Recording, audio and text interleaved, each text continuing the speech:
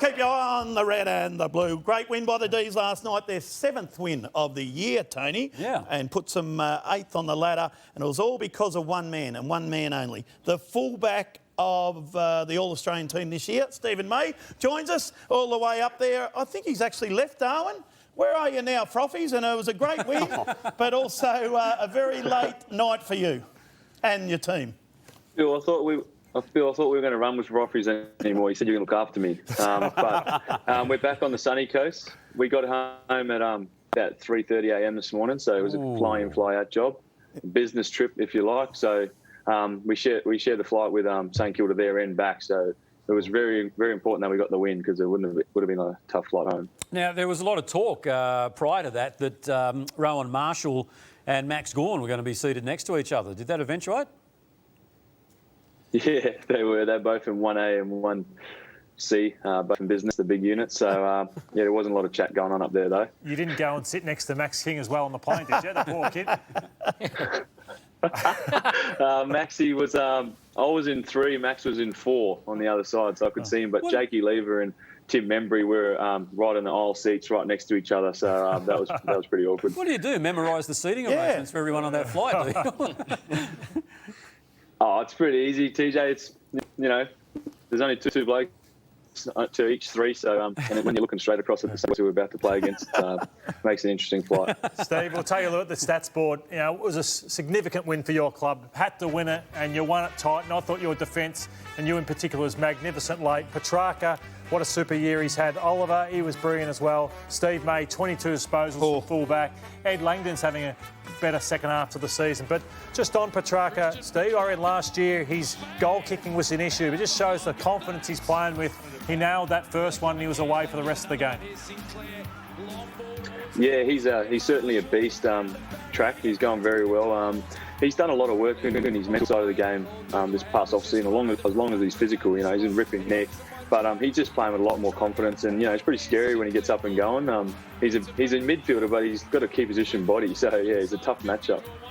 Stephen, 5 weeks ago, you made some pretty strong comments post-match after a loss to Port Adelaide, and then your own club's president, Glenn Bartlett, went even more extraordinarily public with also some criticism. In the 5 matches since, you've won 4 of them. Do you look back on it now as it being a watershed moment for you? It was perfectly fair and warranted criticism. Our president's very passionate, and he wants what's best for us. And we feel like we're in a position where we should, contending for finals. And that performance after Port Adelaide was just really uncharacteristic to how our season's been going. So to cop that whack, not only from him but from our fans and our coach, and also our own playing group, you just got to get on with it and try and respond. And luckily we did that. We had that chat, halfway through the season. So we've been able to sort of turn it around, and it wasn't the end of the year where you got to wait a whole pre-season to get going again. Hey, Stephen, Bill did intro you as the All-Australian full-back, but a lot of people are starting to talk about All-Australian and you being involved. You've had a wonderful year so far, regularly getting around the 22 disposal mark, which you got last night, but also doing a number on the forward you're playing on. I think Lordo put up a list before, but your own form, how do you see it this year compared to 12 months ago? It's a massive difference.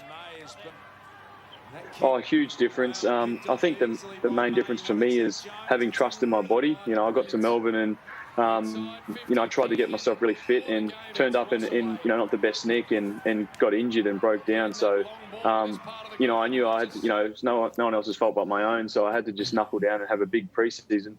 So then I knew going into the season, all I could think about is footy, my opponent who I'm playing on, and my role and my leadership down back. And rather than going, I hope I don't hurt my hammy, or I hope I don't do a little soft tissue. Those sort of external pressures really play on your mind during an AFL game. So to just be able to focus purely on my performance and my role on the team it's gone a long way to my form, I think. Stephen, a number of changes to that side that took on St Kilda last night, including Bailey Fritsch. Now, he's dropped for being late. Can you detail what went on for that to happen for us? I think he thought we were starting training a bit later. He rocked up pretty late.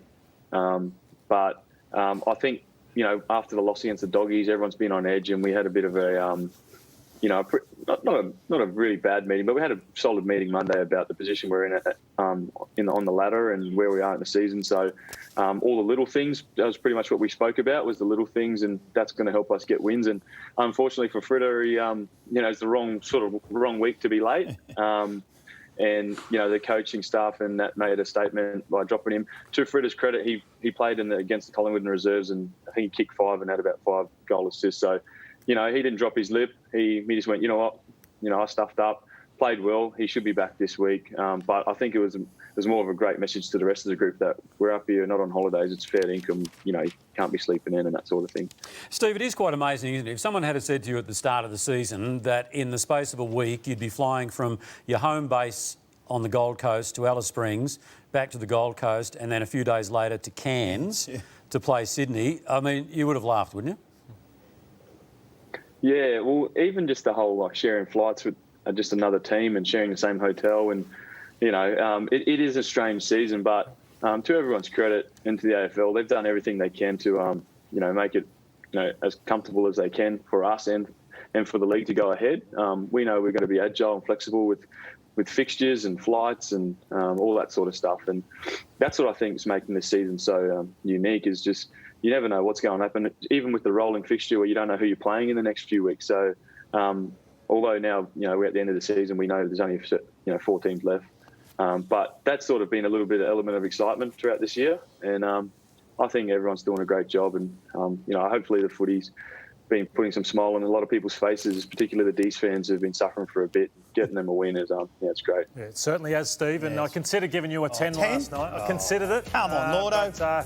9 votes for Steve May, Petrarca 9 as well, Jack Steele, All-Australian, lock him in, and Clayton Oliver was super tough as well last night. Steve, thanks for your time this morning. May your stellar season continue, and let's hope the D's can consolidate that place as they make a charge for the finals. So thanks for joining us on the back of only a couple of hours sleep. No worries, fellas. Take it easy. Cheers. Good on you, Stephen May joining us there from the bubble.